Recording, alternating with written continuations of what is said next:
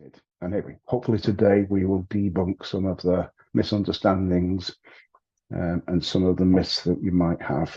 So I'm going to split the session into three sections: benefits and assistance, which is a recap of yesterday, state and NHS funding, and then moving on to self-funding. So hopefully we will cover all scenarios, and I will also look at care at home and care in a home so that you've got an understanding of how these two things interact. So just quickly in terms of benefits, we do run more detailed sessions on all of these subjects if anybody wants to attend, but the core place to start when a care need develops is to claim the benefits that you are entitled to.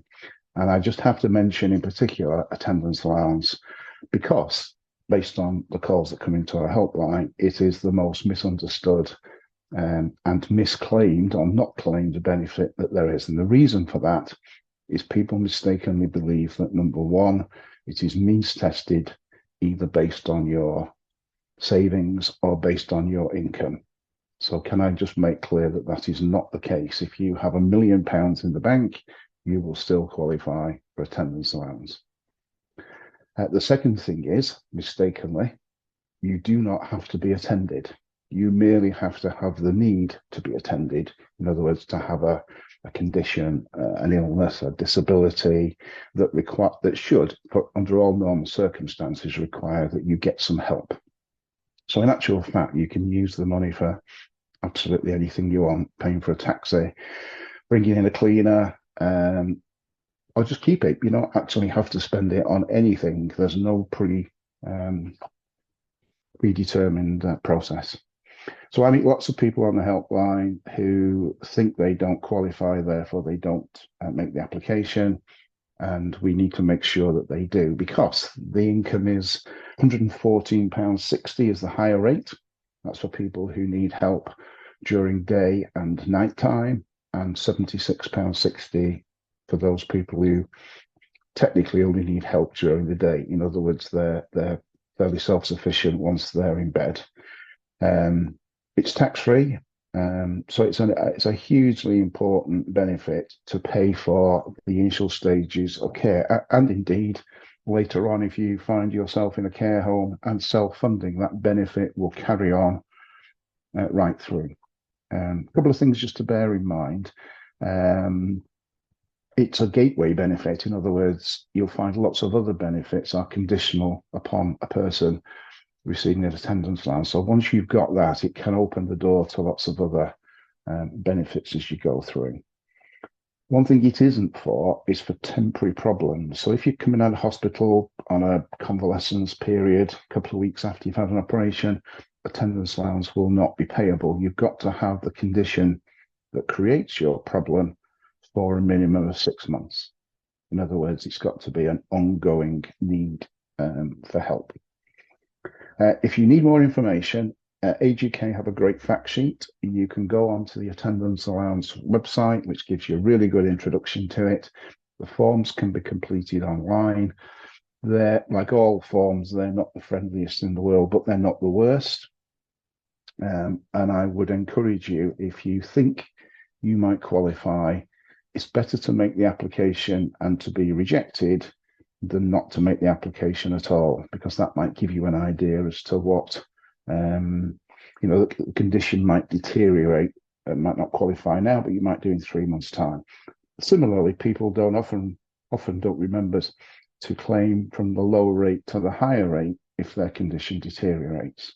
So you've got to keep on top of it. As I say, it's a hugely valuable benefit and makes a huge difference. The other one I will just mention, but not in as much detail as yesterday, is carers allowance. This is paid to people who care for somebody else for at least 35 hours a week. It is particularly relevant if you are receiving a state pension and you're caring for somebody, you can't claim carers allowance. So if that's you, ignore what I'm about to say. But if you are in that age group of kind of 50, 55, but before retirement age, and you're caring for somebody, then this benefit can be a real help. It's only £86.45 a week, which is nowhere near enough. and this is a good example of where the person you're caring for needs to be on attendance allowance or PIP if they're under 65. But what a lot of particularly ladies, I'm not trying to be sexist, but we get lots of people who contact us who are still working but not yet reached retirement age, but they've got a parent or a spouse who needs more and more care and attention. And what they're doing is they're reducing their working hours, because the crazy thing about carers allowance is you have to earn less than £204 a week normally to qualify for it, which isn't a typical job. So what we're seeing is people who are asking their employer to reduce their hours because commitment from a caring point of view, getting their salary below £204 a week, which by the way is after tax and national insurance and any expenses, so it's kind of net, to allow them to claim for carers allowance, which doesn't bring them in enough money to live on. But what you can do is you can draw from your private pension, because there's a loophole in the system that says private pension income doesn't count to the £204. So you've got quite a lot of people who are using this weird anomaly to help bridge the gap between retiring fully from work but having to meet increased kind of carer duties and responsibilities. So it's worth a look at if it falls into your category. And the final one I'm going to mention is pension credit, the most complicated benefit I've ever come across. It's the replacement for the old income support. I'm going to make no attempt to describe or explain it. All I would do is say, go online either to Age UK or to the government pension credit calculator, punch in your numbers, and it will tell you whether you qualify. So it's worth a look, and it isn't, you don't have to understand the whys and wherefores. Don't get yourself a leaflet and try and read it. It's far too complex. Okay, just a couple of other benefits I'm going to mention that lead into care funding. Council tax exemption is one. We had a lady yesterday who had made the request and hadn't received it. So just to be clear, if somebody in your household has I use the word dementia diagnosis, that's not entirely true. A severe mental impairment is the legal technical description. Then you would get a 50% reduction in your council tax if there are two of you. If that person is living alone, slightly more unusual, then they would get 100% discount on their council tax. So all you have to do is get yourself a certificate. Basically, it's a diagnosis, and then the council will automatically apply that going forward. Another one that often gets overlooked is the blind allowance. And as you probably noticed with all these things, the name is what causes the confusion. Why call something attendance allowance if you don't have to be attended? People also think blind allowance means you have to be blind. You don't, you just have to have a visual impairment. And I particularly mention that because macular degeneration falls into that category. So again, it's about getting a certificate from your optician. And for whatever reason, it's just historic, the Inland Revenue allow you to earn £3,250 a year more before you pay tax. So effectively, it's an increase in your personal allowance of around about 33%. So it's worth having. And again, don't be misled by the word blind allowance, because it isn't. So I would just summarize by saying that you've really got to go out and have a look for things. Nobody's going to come and say, oh, you probably qualify for this. There's no, you never see a promotion of attendance allowance on the television, in the adverts. You don't get any direction really from anywhere. It's up to you to claim. And I dread to think how many people are eligible but do not claim a whole range of benefits. So key thing, number one, is go and have a look, find out. If you wanted to get a general guideline of what you might be entitled to, I would make an appointment at the Citizens Advice Bureau. They're really good at it, and they will simply take you through all the things to work out which ones might be worth looking at. Carers Hub as well have access to that information. So that kind of covers the basic issue. This is really for people who are at the very early stages of, because we only have very few care specific benefits. So this is really for people who just have a early stage need for some help and assistance. What I want to do now is move on through the different stages of care to look at how our system operates from that point in. So the key thing, if we now look at local authority support, will you or will you not get any help from your council? And the key thing here is a monetary figure. £23,250 is the magic number. If you have above that amount of money in savings, then the local authority will not offer any assistance, generally speaking.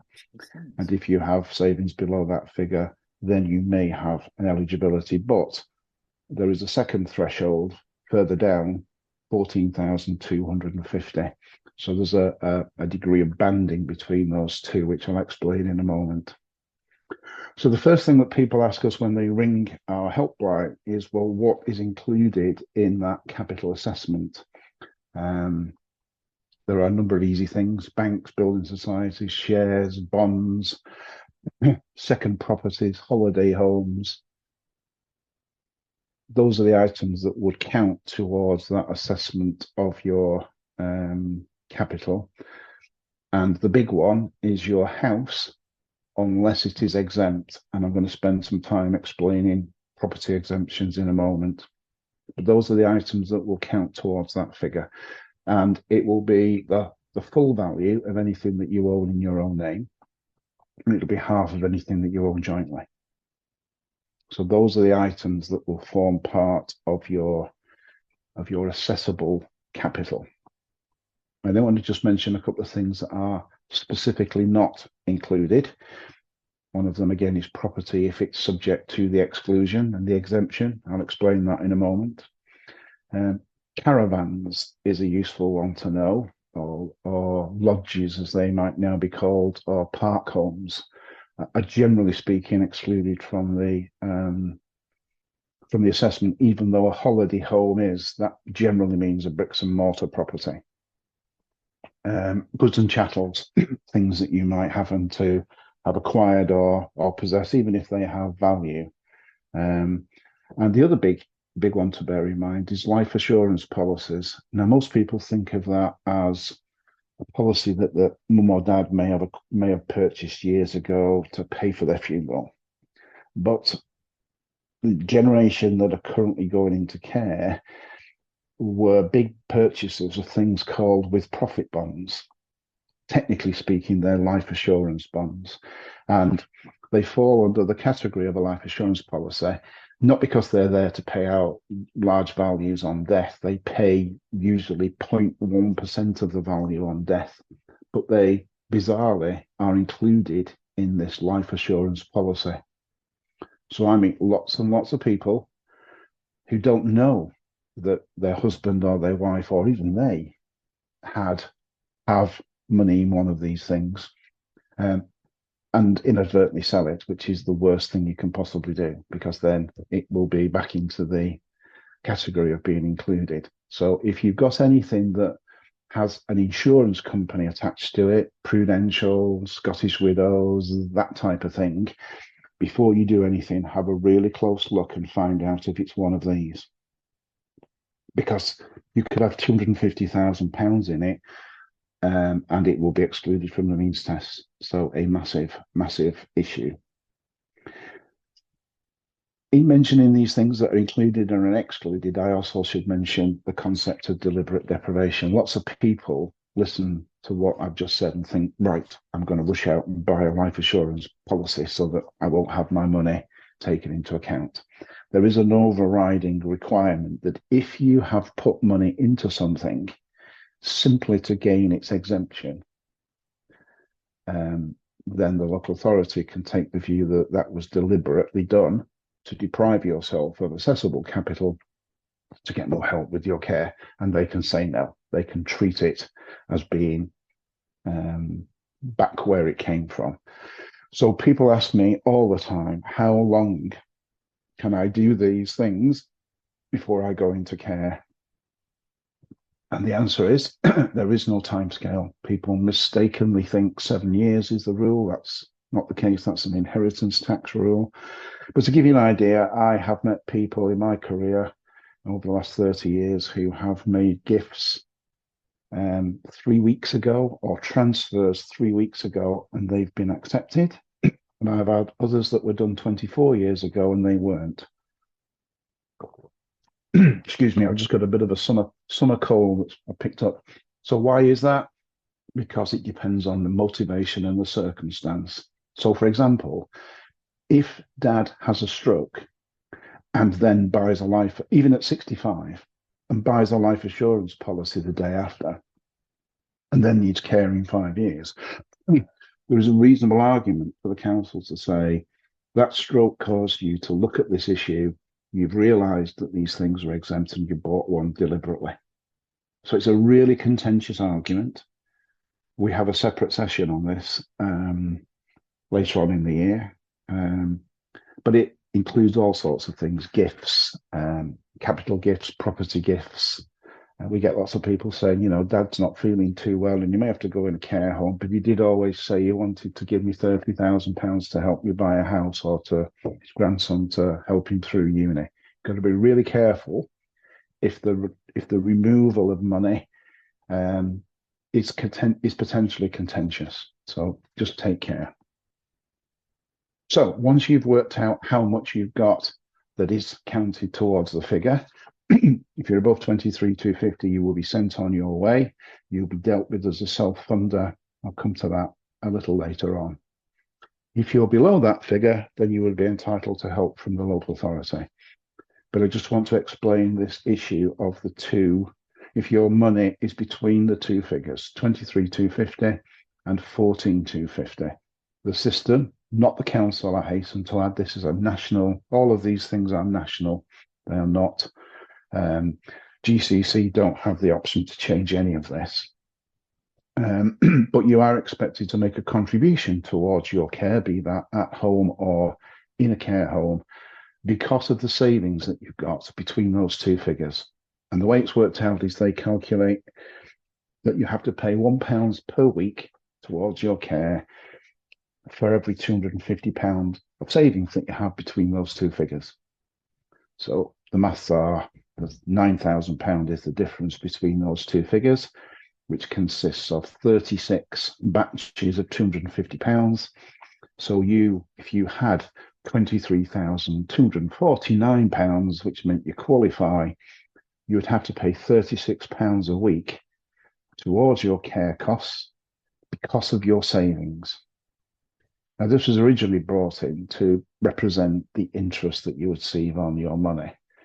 But if you want to work out the figure, £36 a week on £9,000 would be a building society rate of 21%, which of course nobody's getting. So in effect, tariff income, which is what that's caused, will deplete your capital. When you get, as the number goes down, you can annually have the figure reassessed. And when you get down to 14,250, you're not expected to pay anything. You can keep that untouched and any interest it produces. So that's the capital position. And you will either be in the state-funded or the self-funded category. Then we have to look at your income position, where the position changes depending on whether you're receiving care at home or in a home. So let's deal with if you're at home, because that's the easiest. The system recognises that you still got all of your expenses, living costs and food and etc. So they will only expect you to make a contribution to your home care costs based on any spare income that you might have. So for most people on typical incomes with a typical care need, that contribution from an income point of view is going to be fairly minimal, perhaps £10 a week, £20 a week, something of that order. But what you can find today is people may have limited cash, less than 23,250, but they may have a sizable police pension, teacher's pension, NHS pension. So they may be expected to pay an increasing amount towards their care because of that income position. There's no set formula. It's a common sense approach, and it's a conversation with the council to work out what that contribution should be. It does cause a bit of argument, but generally speaking, the argument tends to be about how much care is being provided. So you hear all these conversations about 2 visits a day that are supposed to be for 45 minutes, but actually end up 20 minutes because your carer got stuck in traffic or was off sick, didn't come at all, and all those issues. That tends to be the area of dispute rather than the actual payment mechanism. So, for those people at home, those are the 2 key issues to consider. When you get to 4 visits a day, and this is not an absolute science, but it's based on experience, 4 visits a day, and the local authority are more likely to suggest that you should move into a care home. Why? One, because it's probably cheaper. 4 visits a day is quite an expensive care package. And B, if you need 4 visits a day, you're going to be alone for probably 22 hours of the day, or reliant on your family for caring. So there is an argument that says you kind of reach the point where you need 24-hour care in a care home, and that's the best place to provide it. So at that point, a whole different situation and system kicks in, because now all of your income, or all of the income that the person going into the care home has, is expected to go with them. And one of the big problems that this creates is the person who, let's say you've got a husband and wife, and the husband has a stroke and he has to go into care because of his need. All of his income will go with him towards his care costs. And yet his wife will remain at home with largely the same expenses. Okay, maybe a couple of lower costs for food and such like, but she will still have most of those expensive with a much reduced income, particularly if the husband had private pensions. The state system doesn't really care too much about that. They send you back down the benefit route to say, well, go and see what you can claim as an individual. Because really what care in a care home does, it turns couples into separate individuals. They are treated as 2 separate people under 2 separate systems. So it's quite difficult to get your head around that, and it feels quite sort of painful if you've been married for 30 or 40 or 60 years, as is often the case. So the husband, in my example, would go into care. He would be assessed based on his assets, not his wife's assets, all of the ones that he has, half of anything that he has jointly, plus the property, which I'm going to come to in a second. But I just wanted to mention that if he has any private pension, let's say he has a £500 a month police pension, if he physically sets up a direct debit from his account to his wife for half of it, up to half of it, then the local authority must disregard and ignore that and allow him to do it. So in other words, he can redirect up to 50% of his pension to his wife to help out with the situation that she is in, and thereby reduce the amount he will be expected to contribute to his care. So that's can be a very useful way of making sure that the person back at home is better able to cope. So everything else, state pension, half of your private pension, any benefits that you have will be added together and will be expected to be contributed towards your care costs, plus the £1 a week for every £250 of savings that you may have between 23,250 and 14,250. And that will be the amount of money that the person going into the care home is expected to pay towards their fees. They are allowed one concession, and that is something called the personal expense allowance, the PEA, which is for their own expenses, toiletries, hairdressing, at the grand sum of £31.80 a week, which wouldn't buy you very much. So that would be deducted from that contribution amount that they've got to pay. So if you've got a typical example of a care home, I'm going to keep my numbers round just because my mental arithmetic's not great. £1,000 a week of care cost in the care home, and the person going into care has £400 a week of income, having calculated those various items. The local authority are obliged to pay the difference between the cost of the care and the amount of money that the person will be expected to contribute. And this is really where the area of contention kicks in. Every local authority in the land has a table of amounts that they will pay for different care conditions. So you might typically see basic residential care, residential care with dementia, nursing care, and so on, through probably 4 or 5 different bands usually. And the council will set a figure that they will pay for each of those based on their budget, based on their assessment of the local market. So what quite often happens is that when people find themselves in this position, they go and find a home that they really like that's £1,200 a week, and don't quite appreciate that the council won't pay that fee. They will only pay up to the figure that they have set. In my simple example, £1,000. So what happens then? The home will use the dreaded word, a top-up. We require a top-up. And what that really means is an extra payment. But the real problem there is that the top-up cannot be paid by the person in care. It has to be paid by a third party, usually a family member, usually the spouse. And the reason for that is the system doesn't want to see people using their 23,250 and eroding that down, reducing their tariff income by paying extra money to the care home. Now, this system has been in place for, 25 years. It's not been updated. It's not been brought in line. People get a bit upset about top-ups. I can see both sides of the argument. It is either greedy care homes charging more than they perhaps should do in order to make more profit. That's one view. Or the other view is it's because the council doesn't pay the going rate for care in today's world, and therefore the home, in order to remain viable and open, has to charge extra.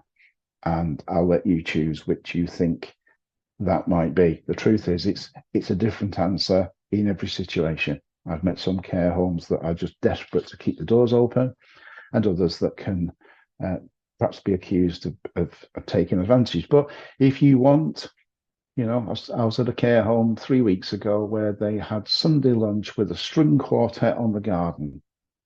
And you're going to pay for that. That's part of and some homes will say, look, if you want a room with a view of the garden, then that's more than a room with a view of next door's wall. So it's a bit of a subjective issue. You've just got to look at it from the point of view of how it is.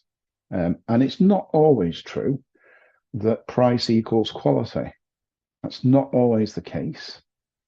I remember a few years ago, I went to see a friend of mine who'd moved into care, and he was in a Bupa home, and I arrived to see him, and the lady at the desk, I had to give his name, and she just looked down this sort of chart and said, oh yes, Mr. Whitaker, he's in room 26, wing C, level 2. And it just sounded horrible, and yet his family had moved him in there at, I think it was £1,600 a week. A couple of weeks before, I'd been at a care home just outside Newquay in Cornwall, and I was sat waiting to see somebody on this lady who looked for all the world like Hattie Jakes, for those of you who can remember Carry On films. And she was hurtling past at just past 1 o'clock with a tray with a gin, bottle of Gordon's gin, a big bucket of ice and a tonic. And she said, if I don't get this to Mary for her 1 o'clock drink, my life won't be worth living. And I just reflect on which home I'd like to be in, and whether price is everything that we might think it is. So you've got to have a look and make your own kind of decision.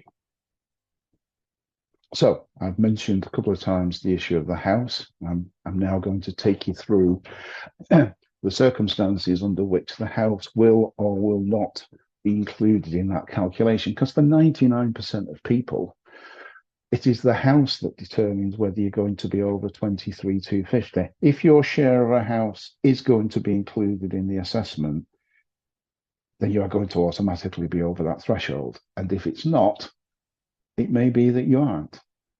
So let's look at there are 3 statutory exemptions where the house value cannot be included.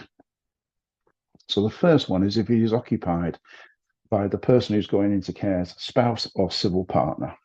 So that's an automatic exclusion. Cannot be expected to become homeless in order to release the money to pay for care. That automatic exemption also extends to anybody over the age of 60. So that could be a sibling, it could be a child. And again, the concept is that those people should not be made homeless simply because a person has needed to go into care. And the third exemption, which is again automatic, is if the person is occupied by somebody under the age of 60 with a disability, for obvious reasons. Some argument about what constitutes disability, but again, the purpose of that is obvious. The fourth exemption is a discretionary one, which the council can either apply or not. And this is for people who have lived in the house to primarily be the person's carer. So I'll just give you 2 very quick examples to illustrate how this works. I had a situation a few months ago where mum and son lived together. Mum needed to go into a care home. The son was 57, so didn't qualify for the automatic exemption at 60. But his claim was that I've been mum's carer. And all the council said was, when did you move into the house? And he said, I've always lived here. So their view was that his primary reason for being in the house was to live there. His caring of his mum as over the years she had needed more help was incidental. They wouldn't give the exclusion. I had another case a couple of years ago where a chap had lived in Amsterdam. He'd moved over there to work. His mum had a stroke, gave up his flat, moved home to look after her. And within 3 months of getting home, she had a second stroke that meant she had to go in a care home. And the council said, we're going to exempt the property because it's clear that you who've moved back with the intention, you've done this to try and help her. It's not worked out. So they didn't exclude the value of the property permanently. They excluded it for 18 months to allow him to get back and sort himself out. And then they would review the position then. So like many of these things, it's not an absolute. There are things you've got to be aware of that sit between that grey area. And that's the problem in our care system. The black and the white bits are easy. Most of us sit somewhere in the grey. I should just mention the issue of joint ownership of properties. We have got a situation now where people don't own houses equally. They might own them 60-40. They might have got married when they were 50 with different contributions to the house. That can cause all sorts of issues because if the person going into care, if it's determined that their share of the house should be included and they own 30% of it, for example, it's critical that you don't think that £100,000 house that you own 30% of is worth £30,000. That isn't how it works. You've got to work out what the value would be. So imagine the sign goes up in the estate agent's window, for sale, 30% of this house. You wouldn't buy it at £30,000. So there's a bit of an argument about values, even if a property is going to be assessed.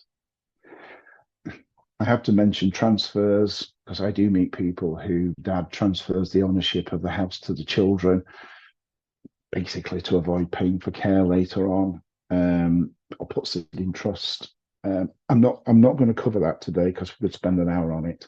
It's a highly contentious issue. You have to be extremely careful, but I can appreciate why people do it, because they feel the care system is a tad unfair. One final explanation on property. It's quite common for a person to have less than 23,250 and therefore qualify for care, and have a house that is accessible. So a typical person living on their own, they have a stroke, they need to go into care. The house isn't excluded because none of the criteria apply, but they have less than 23,250 in savings. In that case, there are two things that are important to be aware of. One is that the value of the property is disregarded for the first 12 weeks of a permanent move into care. The simple reason for that is that our system does not want to force people to sell their house too quickly. 12 weeks is a period of adjustment, moving into a care home, seeing if that's the right solution. And only after that 12 weeks does the value kick in. So you will get what you might term interim support from the council. You'll be treated as though you don't own the house for the first 12 weeks. On the start of week 13, it comes back into the equation. The other problem that can exist is that if you have less than 23,250 and a property, it's not reasonable to expect you to be able to realise that value overnight. It might take 6 months to sell. It might take a year. And in that situation, what the council will do is they will offer you a deferred payment agreement. And basically, they will lend you the money to pay your fees. And they'll take a charge on the property, and you would pay them back when the property's sold. Now, they do charge interest, but it's nominal. It's set by central government. It's not onerous. And they may charge you the costs of setting up those legal arrangements. So it might be £500–600. But it is a good way of not being rushed into selling the house. Some people, the house might need some repairs or renovations before it's available to be sold. So worth just having a look at that. So you will get some people who can find themselves in a situation. I was talking to a chap yesterday where you are self-funding. He had £30,000, but no house. So he's going to be self-funding now because he's above the 23,250. He's going to drop down to the support threshold quite quickly. He has got a house that's accessible. So he's currently got £30,000 in cash plus his house. So he'll be self-funding for the first bit down to 23,250. Then he'll qualify for interim support from the council whilst he's selling his house under the 12-week disregard and the deferred payment agreement. And then he'll become self-funding. So he is going to go through a whole range. His family have got to cope with all of those different issues. It's a difficult process. There's no getting away from it. Just want to mention two other things where help can be available through our state system. If you need nursing care, so we've now moved from care at home through residential care, and we now move into nursing care. In other words, you need to be in a residential home with nursing. That's because you need some form of treatment or administration of your care needs by a registered nurse, is the correct description. Then you will be entitled to, it's called FNC, Funded Nursing Care. It's paid by the NHS, nothing to do with the local authority. It's £267.68 a week, so it's a sizable benefit, but it is paid directly to the care home. So for most people, although it sounds as though that's a really good extra amount of help, you'll normally find that that represents the difference between the fees of a residential home and of a nursing home. So you may actually not be any better off, but you will have that extra cost paid and you won't have to pay it. And then the other thing that does crop up from time to time, you'll see it, they're even advertising it now on Sunday morning TV, continuing healthcare. This is the system that says the NHS will pay all of your care costs if your condition is an acute medical one. And most people, when they see their loved one in a care home, view that as being pretty acute, but that's not the case in terms of our system. You really do have to be seriously ill. And it's not just about social care. If you just need help bathing, feeding, toileting, transferring, our system doesn't view that as medical. Medical is when you need, I don't know, dialysis and this sort of intervention by a registered nurse. It's not just day-to-day living. So it is available. You shouldn't dismiss it, but it's not normally paid unless the person is in a nursing home and has an acute need. So just bear that in mind. So that leaves us with our final category, which is those people who are self-funding. In other words, they don't qualify for all of the things I've just described. They either have more than 23,250 to start with, or they've sold their house, or they just had a reasonable level of income. So basically, the state system says, I'm sorry, you are on your own, and you will now have to go and fund your care basically yourself. There are no easy answers to this. The thing you've got to work out is what we would term the shortfall. So go back to my example, £1,000 a week of care costs, and dad has, let's just say, £400 a week of income. So he's got to find £600 a week, 52 weeks of the year. He's got to really find something in the order of £30,000 a year to meet his care costs, and he's got to pay for that out of his savings, which might be his accumulated cash and perhaps the proceeds from his property. So if you take an average property value and a little bit of savings, and you've got £300,000, then your shortfall is 10%. You'd have to have a bank or a building society paying 10% to be able to meet those care costs and not see your capital erode. Well, clearly that's not available, nothing like. We're seeing care home fees that are regularly pushing 1,250. Further south you go, 1,500. So obviously that shortfall gets bigger and bigger. So therefore, there is a real possibility that that money will decline over time, but you will only get, when you've spent everything, down to 23,250. So what can you do about it? The main solution is there are a group of insurance companies, not many of them, sadly, but there are some who will take over that shortfall, that £30,000 I've just used in the example. You can go to them and say, look, I've just moved into a care home. This is his situation. And I want you to pay his £30,000 for the rest of his life, because the problem you have as a family is you want that person to live as long as possible and as well as possible. But the longer they live, the less money there will be, the more capital will be eroded, and the future is dependency on the state. And not everybody wants to do that. Particularly if there's a differential between the care home fee, if they're charging you £1,000 and the local authority rate's 800, and you want to avoid the top up, should that arise. So you can go to these insurance companies and say, I want to pool my risk. I'm standing this risk as a family on our own. It's just us. And what the insurance companies can do, like any other insurance, to say, well, we will happily put you into a group. So they will dispassionately, there's no medical involved, by the way, it's just on an assessment of information from the care home and the GP. They will basically work out what they think the person's life expectancy is.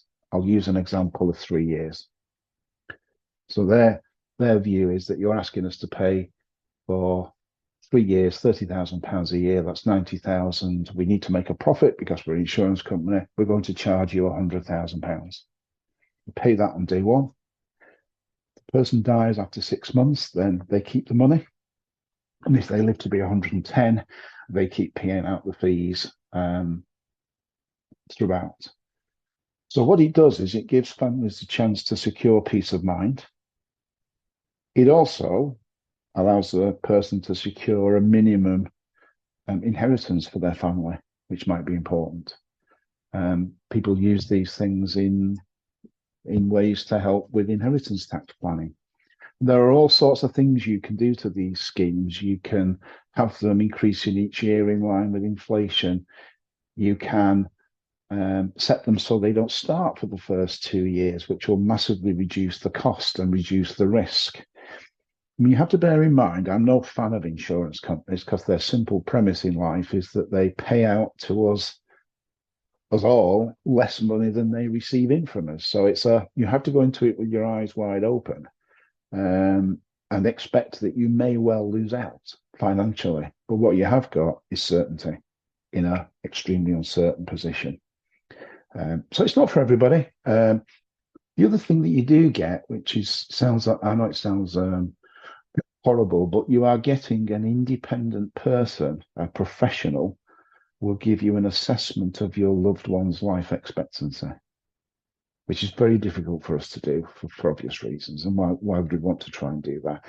So even if you don't take out the plan, you will at least have a quotation that says, I can understand. Maybe that will help me in planning my other arrangements instead. So it's not for everybody, as I say. I would think maybe 15 to 20% of the people I come across probably use them. But I meet lots of people who've never heard of them.